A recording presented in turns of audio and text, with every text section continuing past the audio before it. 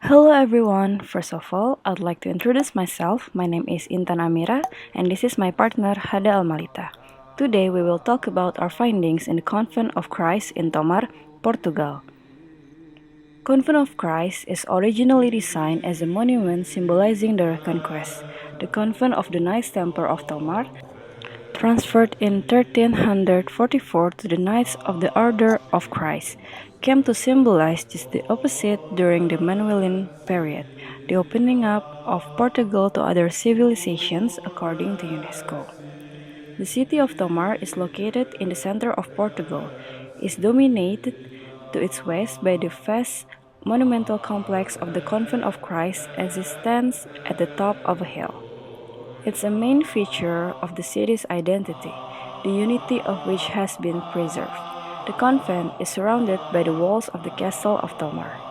It belonged to the Order of the Templars and was founded in 1160 by Goldim Thais, Grand Master of the Knights Templar. Built over the span of 5 centuries, the Convent of Christ is a testimony to an architecture combining Romanesque, Gothic, Manueline, Renaissance, Mannerist, and Baroque elements.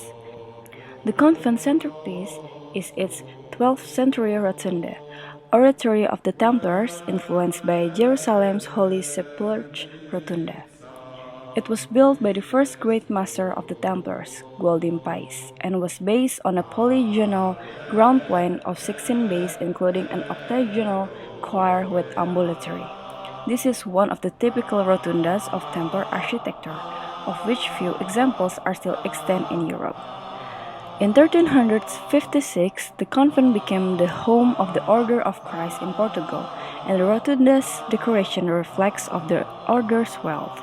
The paintings and fresco depicting mainly 16th century biblical scenes, as well as the gilt statuary under the Byzantine dome, were carefully restored. When the Manueline church was built, it was connected to the rotunda by an arcade. To the north and east are the sacristy, the cemetery, and laundry cloisters, the infirmary, the knight's hall, and the pharmacy. Cloisters were added at different periods.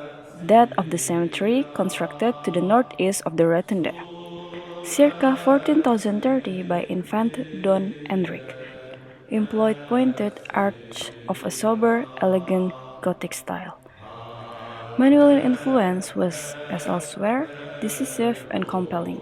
It was under King Manuel that Diego de Aroda was commissioned to execute the enormous choir based on a square plan with a tribune raised above the chapter house. The elevation of these 2 stories is marked on the exterior by 2 renounced bays, a window and an oculus combining Gothic and Moorish influences, thereby offering the most accomplished expression of Manueline decorative style. Major changes that took place during the reign of King De Huao III, 1521 until 1557, were meant to express the power of the order with rich Manueline decorations. Other cloisters and new monastic buildings were constructed under Huao III by Huao de Castillo who, at Tomar as at Belém, were not insensitive to Italian influence. Work continued in the second half of the 16th century in the cloister of the Philips, the principal cloister, modified by Diego de Torralva. The facades are set into a rhythm by a Sarlian or Palladian ordering of 2 stories of Corinthian and Tuscan columns. That's a brief history of the Convent of Christ in Tomar, Portugal. Hello everyone, I'm Hadda and I'll explain to you the condition of the Convent of Christ. According to UNESCO, within the boundaries of property are located all the elements necessary to express the outstanding universal value of the Convent of Christ, including architecture and decoration from successive periods. The convent preserved its authenticity by maintaining its original plans, materials, social significance, and relationship with the urban setting. Restoration projects have strictly respected original materials and techniques. There is a strict intervention plan placing emphasis on the conservation and restoration of the rotunda. The complex has not undergone any major alterations. The convent is currently a cultural, touristic, and devotional attraction. The annual meeting of the Order of the Knights Templar still takes place on the convent's premises on the first fortnight of March, and is preceded by a religious ceremony. Furthermore, the convent is open to the public and the church still holds religious services. The Convent of Christ was classified as a national monument by a decree published in the Government Journal No. 14 of 17 January 1907. In order to ensure enforcement of the law establishing in the basis for the policy and system of rules for protection and enhancement of cultural heritage, Law No. 107 of 8 September 2001, Decree No. 140 of 15 June 2009 established the legal framework for studies, projects, reports, works, or intervention upon classified cultural assets. It established as a rule the need for a previous and systematic assessment, monitoring, and weighing of any works that are likely to affect the site's integrity, so as to avoid any disfigurement, dilapidation, loss of physical features, or authenticity.